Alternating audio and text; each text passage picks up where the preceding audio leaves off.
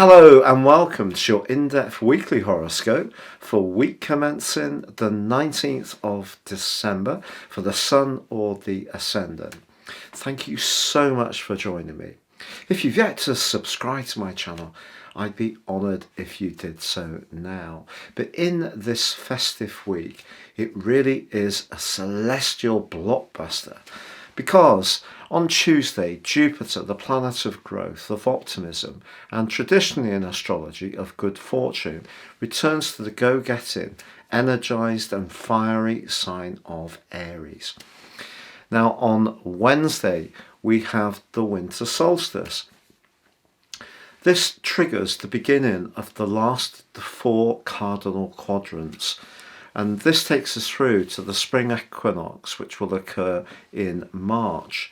So the flavour of this particular event, particularly as it also sees the Sun move into Capricorn for the first time in 11 months, but square up with Jupiter, is critical to this week's influences.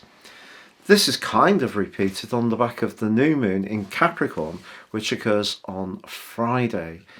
But we also have Venus forging a really sparkling angle to both Uranus and the North Node. So there can be some surprise developments that could thrill some of us this week. And on Christmas Day itself, the Sun in the sign of Capricorn makes way for the moon moving into Aquarius, which in turn forges a lovely sextile to Jupiter, and that really can create some extra bonhomie.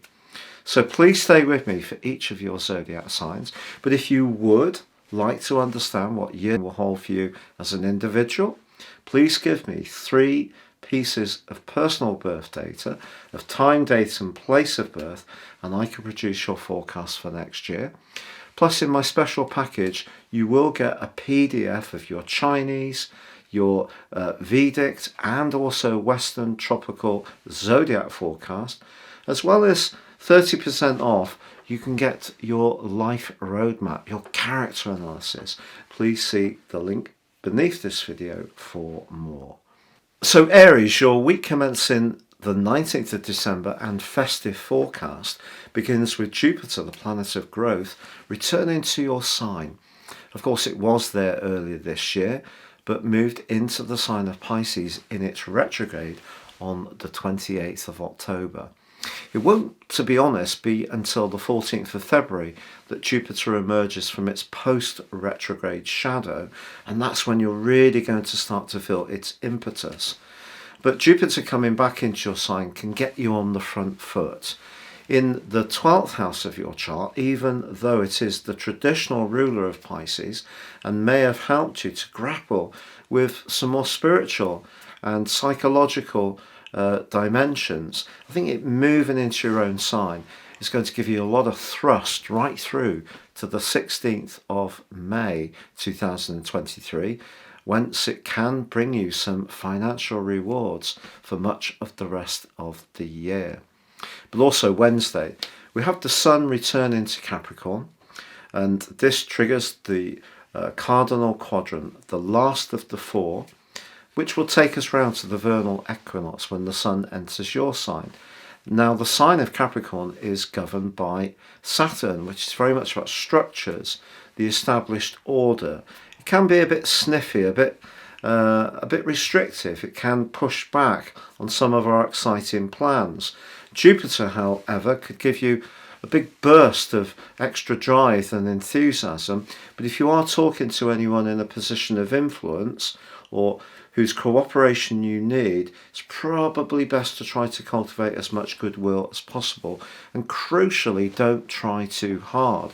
But the Sun square to Jupiter can be very good to be benevolent in some kind of way. So if there is a cause that we want to support, or just look out for someone who's less fortunate than us, just with a thoughtful gesture, the Sun square to Jupiter from Wednesday is something to really try to do.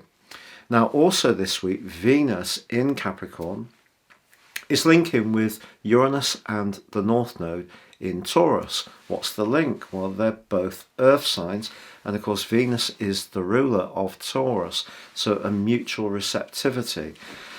Your financial situation may have been a bit choppy over the last couple of years, and perhaps part of it has come from the fact that where you'd actually like to be working or how you'd like to be producing your income may have in some ways been compromised by some harsh realities.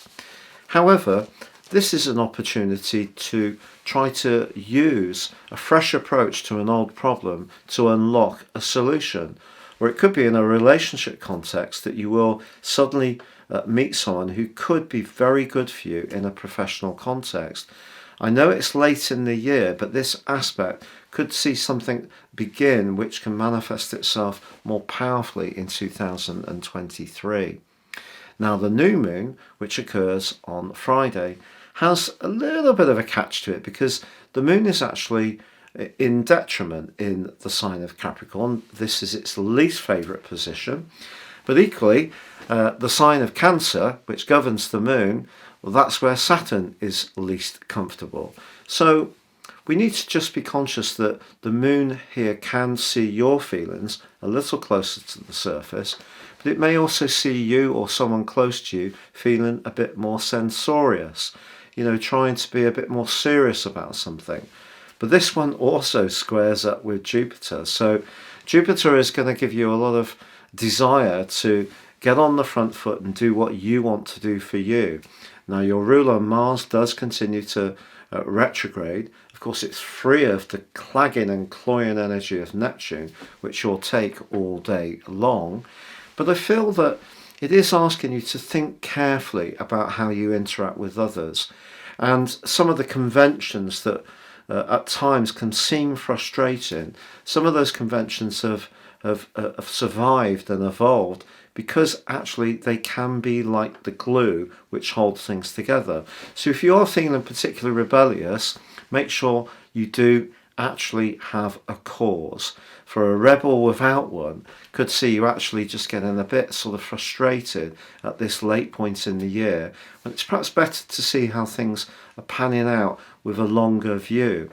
Now, also on Christmas Day, Jupiter in your sign forges a lovely sextile with the moon in the friendly sign of Aquarius. Even if you do have to take a leading role over the Christmas period, and your leadership skills are definitely going to be, or your connection to the wider world are definitely going to be under discussion, whether you're sharing some of your goals for next year or other people are encouraging you about how you might go forwards. I just feel that that particular link is very, very bubbly. And if you are fortunate enough to be with others, it really can bring about a greater sense of uplift. If you are going to be on your own on Christmas Day and it's not your choice, you will be very much in my thoughts. But for now, happy Christmas and goodbye.